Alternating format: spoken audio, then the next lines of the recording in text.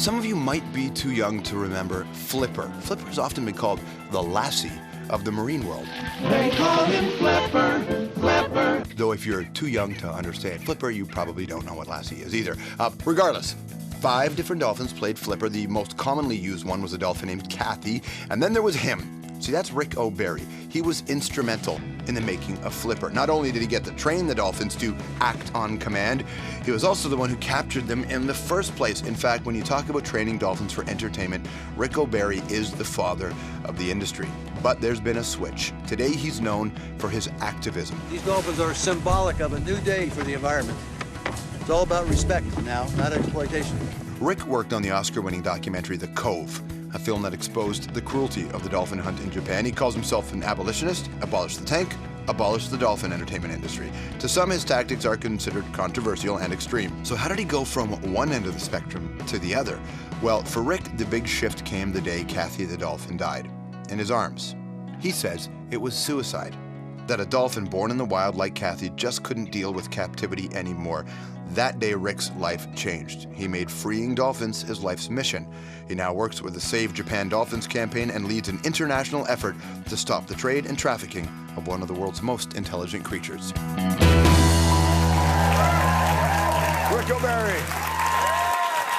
Nice to see you, man. Thank you. How are you? Thank you. Good. Welcome to the program. Thanks. How wages the war?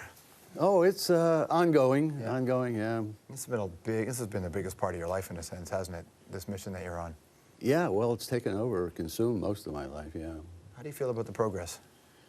We're making progress, yeah. People, I think when people see the Cove movie, they think twice before they buy a ticket for a dolphin show. And that's the solution. People need to stop buying tickets. It's all based on supply and demand, you know, and yeah, that's the solution. And so you feel comfortable about it? Like you feel like there's been some sort of perception that for a lot of people involved in animal rights or even the environmental movement, that while there have been some steps forward, that there have also been some huge obstacles in the way. Do you feel like the progress is actually going where you need it to go, at a pace you need it to go? Oh, yeah. Well, not at the pace. I like to go a little faster. Yeah, but yeah, things are happening. My son Lincoln and I have been working in Solomon Islands.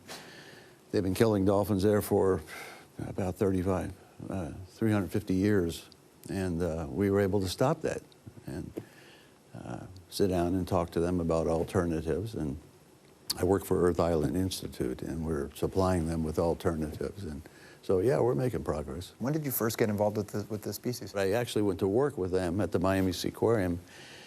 Well, you trained them, right? I captured them and trained them for the first 10 years. The last 40 years, I've been doing the exact opposite, untraining them and putting them back where they belong. During the 10 years, I mean, you were working with the big ones. People know about Flipper, you know Flipper. But during that moment, when you were training them, partway through it, did it occur to you that, hey, this isn't right, they shouldn't be here? Oh, yeah. I've had a couple of those aha moments. One in particular, I used to live with Flipper for 7 years. I used to take the television set down at the end of the dock at 7:30 on Friday night so Flipper could watch Flipper on television. And, you know, a bell went off. Wow, they're self-aware, like humans and great apes are self-aware. What I mean by self-aware is we look in the mirror and we know what we're looking at. Well, so it is true with dolphins. So they don't belong in captivity. That's what that tells us. So we have such a bizarre relationship with it because a lot of people who get involved in animal activism or get involved in the animal medical field, when they're kids, they go to a zoo or they go to an aquarium, and that's their first interaction with them. So is there any educational value? I mean, a jumping show is different, but is there educational value in any way for kids to see? No, I don't think so. I don't think there's... what we do is bastardize the definition of education. It's actually a form of bad education. We're teaching children that abusing nature is okay and that dolphins are performing circus clowns, and that's all they are. So it's really as much about the dolphins, the children, as it is the dolphins for me. To teach a child not to step on a butterfly is as important to the child as it is the butterfly. And so it is true with these dolphin shows. We're teaching kids all the wrong stuff. How do you feel about aquariums in general? Well,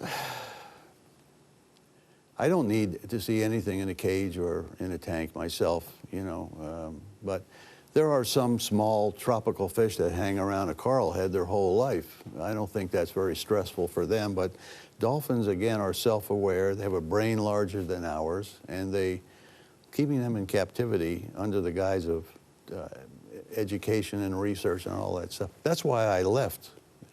I got tired of telling that lie about research and education and conservation. When you make the dolphin fight, it is so much of who you are and so much of your life. You can't fight for something so hard and not, there has to be casualties. Oh yeah, well, exactly. It's hard on your family. I've got a 6-year-old daughter in Denmark who is having a birthday coming up. I won't be there. So, yeah, that's the price you pay, you know. Why won't you be there? Because I'm out on the dolphin trail. I've got commitments. Does that take a toll on you, though, knowing that this is... Oh, yeah. That's the hardest part. You know, sometimes I question what I'm doing and whether I have my priorities right, you know. But I've been doing it so long that... I mean, I was in Singapore, where they've captured 25 dolphins for Resorts World, and we're trying to stop that. A few days before that in Phuket, where another dolphin amusement park is starting up, and we're trying to stop that. You're calling them amusement parks. Yeah, they are. It's very abusive to have a free-ranging, large-brain, sonic creature in a concrete box. I mean, if you go to the key, right? Well, that's their primary sense is light, is sound. Our primary sense is light. We're visually oriented. If you go to the Toronto Zoo and look at the snake exhibit, the snake is a cold-blooded creature that's given more consideration than the dolphins at Marineland. If you look at the snake exhibit, at least the snake has some tree limbs to climb on, it's got grass, and it's got rocks to hide under if it wants to get away from the public. And then go to Marineland and put your head underwater with a face mask and look at the habitat of a captive dolphin. It's a bare concrete box. You wouldn't do that to a snake. So this industry has people brainwashed into thinking they actually belong there. The Cove did a wonderful thing until the very ending, which it horrified a lot of people. It did a wonderful thing for the story, but in that film, you came off as almost crazy. Well, I am almost crazy. I probably am crazy. How did you feel about the representation in that film of you? I'm okay with it. You know, I'm not a filmmaker. A lot of people think I'm the filmmaker because the film blurs the lines between the filmmakers and the activists. Was it Japan that you seemed to be really hard against? I focused on Japan, yeah, and that one cove. We have a team there now, and I stay in touch with them.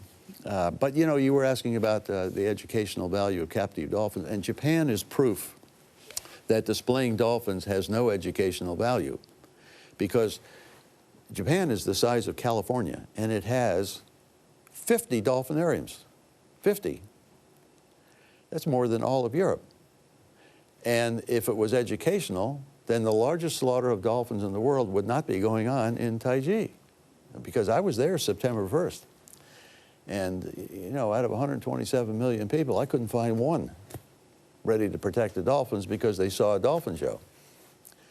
So that's the smoking gun. That's the proof that displaying dolphins is not connected to conservation in any way. Thanks for coming in and sharing your story. Really appreciate it. Oh, well, thank you. Thanks for inviting me. Of course, man. Ric O'Barry, everybody. We'll be right back.